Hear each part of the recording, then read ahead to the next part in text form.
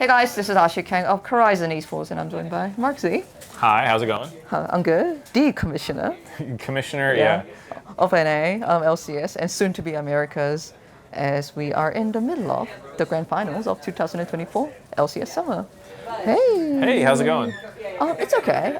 Just a bit jet lagged because I flew all the way from Korea to LA, but really happy to be here. Just watched the opening ceremony which had all the LCS legends. By the way, how did you guys plan it?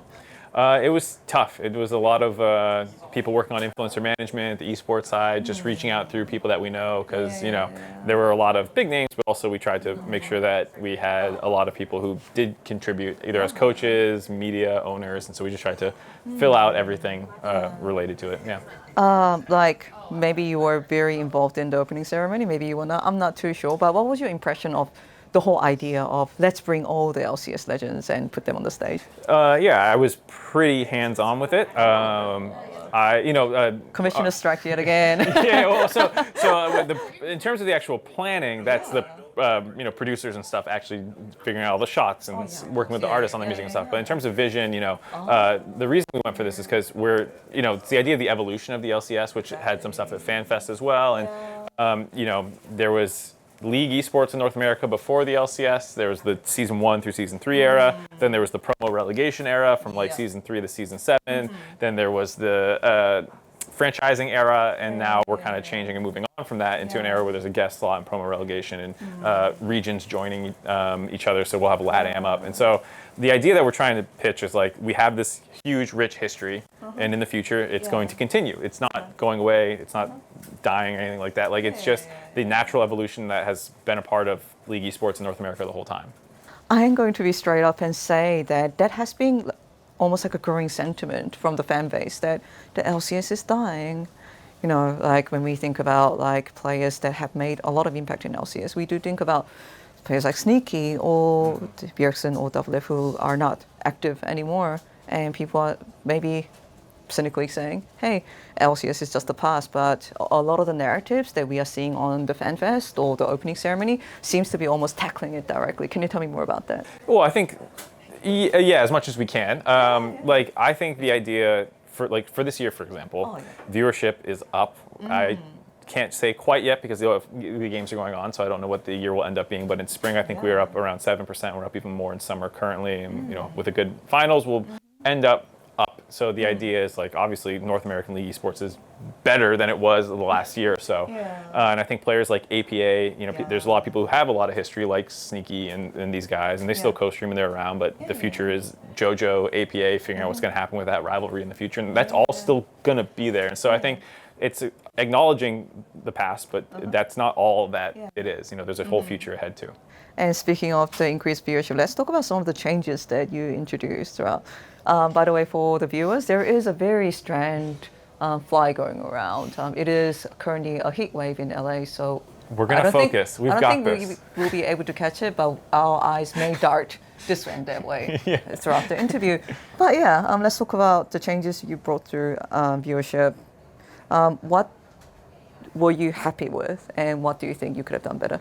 So I think we came in with a plan of a bunch of changes we were going to go for. And I think if I was going to look at that list, which I haven't done in a little bit, that we had coming into the year, I think we hit almost everything. So we moved back to weekends. We had the live patch, the faster transitions by removing pick ban and doing pre-recorded drafts.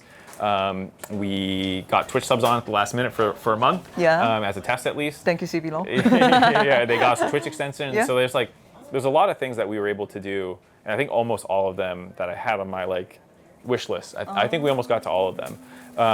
I think there's still things we could do better, and I think a lot of the learnings were about what we're going to tweak in the future. We got the best of 3 change in for summer to test that as well.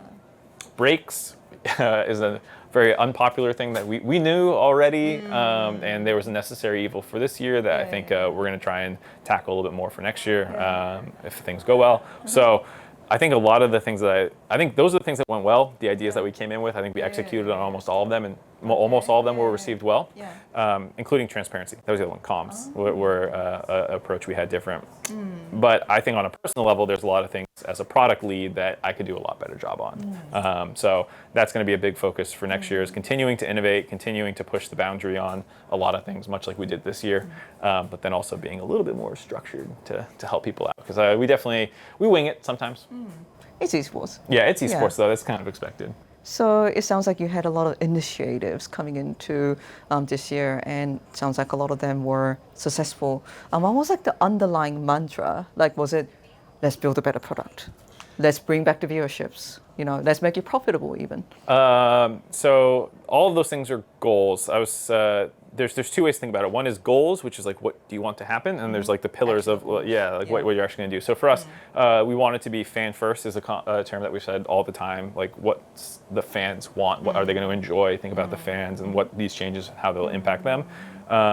Which is always, there's times where it's negative, but you still want to keep them in mind. So, everyone wants 2 road shows. We went down to 1 this year.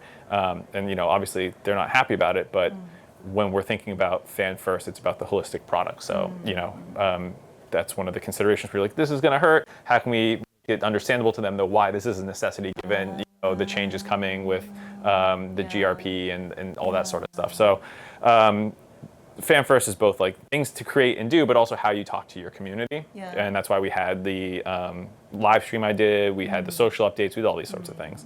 Another one is innovation. So we always want to be the leader on anything new in the esports scene. Okay. So that's why we had subs first, because we're like trying to push that as hard as we can. And CBLOL had the Twitch extension, and as part of America's, we're super happy to work together on that. So you're claiming the credit? Okay, got it. No, I'm not claiming the credit. They did that, but that was something where I've always wanted a Twitch extension, sure, and they were rolling one out in spring already. Yeah. And so I was like, perfect, let's work together on that. And they're super chill. So I talk with the CBLOL guys all the time. But yeah, I think there's a number of things that we're doing, and those are 2 of the big ones for this year, and we'll have a couple more next year. But yeah, I think the goal was to reverse the trend. That was the number one goal, was the viewership was sliding year over year, and we wanted to fix that. And that's what we did, in the ways that we did it, And this was my observation, which may or may not be true, but in the early days of, NALCS, it did feel more community friendly. Like, players would, after the games, like, go on a stream and then just talk about their days or things like that. And things did feel like closer to the skins to people that are following it. And maybe as LCS became bigger and more formal, perhaps we lost some of that touch. Oh, that's absolutely true. And I think part of it is incentives. Like there was a period of time where contracts were crazy, and the only thing that mattered was your performance on the Rift, and brand building was not prioritized as highly. And so people kind of pulled back from the community. And I think one of the things we really wanted to do this year was reintroduce pros personalities a lot better and more natural ways. And that's where the pros podcast came from, which was something that we worked hard to do. Okay. And why was it hard? Oh, it was just, it's not hard per se. It's just something that's not done anymore. Like the idea that teams are going to have players from different teams all talking at once, which is crazy, because I was like, State of the League and all the State of the Game and all these other esports shows have multiple pros on at the same time. And LCS used to do that more often. Like they used to have more cross-team pollination going on. Yeah, and I think that's what people are excited to see, because you get the differences of opinion. So that was a huge goal, was to like increase how pros have access to each other and even talking. So we worked pretty hard on that in terms of just like getting buy-in from teams. And it's always a struggle to be like, hey, can your player stay 2 hours after the show to do this thing? And I will say that's the other thing that made this year go over so well, was both the players and the teams and all the people who work on the LCS were willing to adapt and try new things. Because in order to innovate, you have to be able to step outside what you've done before, be a little bit uncomfortable. And I think most of those initiatives worked out. Okay, this is perhaps a tougher question.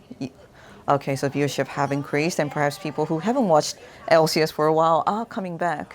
But perhaps an argument can be made that League of Legends itself is getting older in terms of age base, that people are just playing more ARAM. And if that is the trend, is this even reversible if there are not many completely new intakes for the audience? Yeah, I think a lot of that is more of a game side question, in the sense of like, what's the average League of Legends player? What's these sorts of things? How do you hook them into the game? I think the esports arm and what we can do best as the LCS is for people who are interested, whether lapsed or not, provide a way to keep them connected to the ecosystem and give them things to do. And we talk a lot internally about the play, watch, play loop. I don't know if you've ever heard that buzzword. No. So it's like the idea that like you're going to play a game, then you're going to watch a game, and then you're going to get inspired and you're going to want to play again. And so that's one of the things like for Live Patch, for example, internally we'll talk a lot about how that improves the play, watch, play loop because you're not watching something 2 weeks old. So if you see a cool build and the show ends and you're at home, go log in and play. I'm gonna go into solo queue. Yeah. And play mid. Yeah. Yeah. So at the end of the day, there's only esports is one of the ways to get people back into the game. Yeah, of course. Yeah. But that is one of the things when we talk about how to make people interested in the game again. And Swarm came out. We had a lot of Swarm activations, and so the LCS as a product is very keen on doing what it can to keep engaged in both watching but also playing. This is more of a personal question. And yes, you've been bringing and pushing for a lot of those changes with taglines such as fans first again and let's reverse the trend. And from all those things, I always felt like you as a person care very deeply about LCS and that it continues to be successful. Yep. And I think that mattered a lot this year. Can you tell me more about that? Yeah, I think one of the pitches when I was applying for the role was this kind of approach was, there's not me coming from somewhere else or anything. It's like, I've been here for 8 years. I know the scene very deeply. I can move quickly because I think that was, something where there's no ramp up time for me other than learning the job, of course, and the role, but I need to learn about the scene, people, the players, and I have relationships with team owners already. So, I think on a personal level, I don't do much. I play video games. People who do a lot always say they don't do much. Well, what I mean is I'm not the most diverse and well-rounded human. Okay. So I play video games and I watch content, and that's almost my entire life. Even with my wife, that's what we do. We watch movies. We play games. We go on YouTube. I'm permanently watching some form of either movie, TV show, YouTube content, and podcasts. Like I'm just constantly. That's it. I'm not super active. So League of Legends is a huge part of that, and my job is a huge part of that. So I think the LCS is something that I have been doing for over a decade, even before I joined as a profession. I was watching back in season 1 and 2. So huge fan. How important do you think is that LCS does well at Worlds this year? Because there is a one-sided argument that, hey, one of the reasons that the Western countries are not getting interested in League of Legends is they're realizing that, we're not going to beat the Korean or the Chinese teams. And the other side may be, hey, it's not like that in football. It's not that like in a lot of other sports. We can still make our regional league interesting. Yep. Which side do you think is maybe the answer? I'm not sure. And how important is the world result for you as a commissioner? I would say it's not super important in the sense that I think there's no downside to doing well internationally. That's great. I would love for that to be the case. Yeah, if NA wins Worlds, it's going to be, whatever. It's cool. No, I'll be like, sick, good job, guys. Good job, guys. Yeah. No, that would be huge. And I think that you can see whenever people do better or worse internationally, there's always some, there's a relationship there in the viewership. But I don't think it actually, if you're making a good regional product, the number one thing at all. The Brazil CBLOL community is exactly like that, where they're hitting insane numbers, and with all due respect, they've never gotten out of group stage or play-in stage, I believe, at Worlds. So it's not like they're world beaters, but they have a really passionate fan base. They make a great product. They know how to speak to their fans. They know what their fans like, and so I think they're a good example for how to make a good regional product. And if you have a good Worlds result where you do cool things on the international stage, great. But that's not the end all be all. Because I am going to say a lot of people are this time seriously, genuinely thinking that LCS is better than LEC. We'll see. Hey, I want your opinion on this. You're not running away. Yeah, I know. I shouldn't have an opinion, but I will. Do it. So I think I've watched a little bit of LEC, not as much as I used to when I was actually talent, and would have to comment on it. But it doesn't look super good over there in terms of their gameplay. I don't know about Mad Lions. I've heard they've had a 40% win rate for the year, made Worlds because they won a couple best of 5s at the end. I don't know. So I think to be fair, I think both of the teams from the Western regions and play-ins are going to have to prove themselves. I think 100 Thieves over here took down a C9 which was struggling. So I want to see how they do against the other teams and play-ins. I think MDK is probably from. I don't know the LEC fan. It is perception. MDK third seed, and then Fnatic second seed. Yeah, so I assume the LEC fans will look at MDK the same way, given their history, or Mad Lions' history at International, to be like, please do well at play-ins. And I think Team Liquid and FlyQuest, they're playing right now. We'll see who's the 1 and 2 seed. But I'm moderately confident in them. What does moderately confident look like? I think it's a decent chance that one of them should get through Swiss. Oh, quarterfinals. Yeah, I think top 8 is Yeah, decent. hey, NRG did it last year. NRG did it last year. NA has a spotty history of getting to the knockout stage, but we do it sometimes. So yeah, I think G2 is always hard to ever doubt truly. Fnatic has struggled on the international stage this year so far. So has FlyQuest, to be fair. Both of the 2 seeds have struggled a lot more than the 1 seeds. So I think both of them need to level up a little bit. But yeah, I think it's actually pretty close. I see both 3 seeds as, I don't really know what to think of you in play-ins, but I will still say your favorites. I think the 2 seeds have struggled this year so far, Fnatic and FlyQuest. And then the 1 seeds have mostly been pretty good. So I really want TL to stop playing Fnatic and start playing G2, because I think they could win. I like doing this because it's kind of fun. I like to ask people to do pledges. Hey, if you win LCK, what would you do? And then some people say, I'll dye my hair red. What would you do if LCS make it to semifinals? Make it to semifinals? Yes. I don't know. I'll figure something out, but nothing personal. Maybe going bald? No. I've joked about that because I've been on enough bets on the dive and content before, and my wife will kill me if I shave my head or do a mohawk or something. Perhaps your marriage life may suffer, but also LCS will make it to semifinals.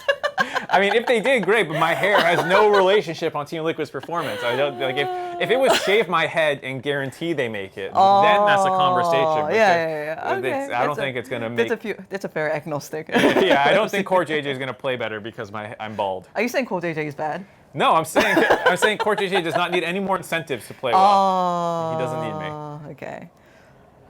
Thank you so much for the interview. I had a lot of fun. I actually had a lot of fun and also a lot of insight. You were always a pleasure to talk to. Any final messages to not only the LCS fans, but the future LCS fans, future America's fans in particular?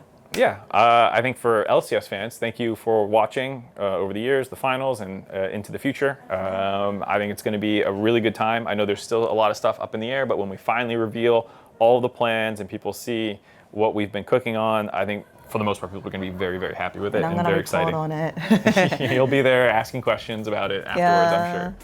Oh, that's it? That's it. Yeah, thanks everyone for watching. And Thank you. I think everyone around the world should watch. I think we're going to be awesome.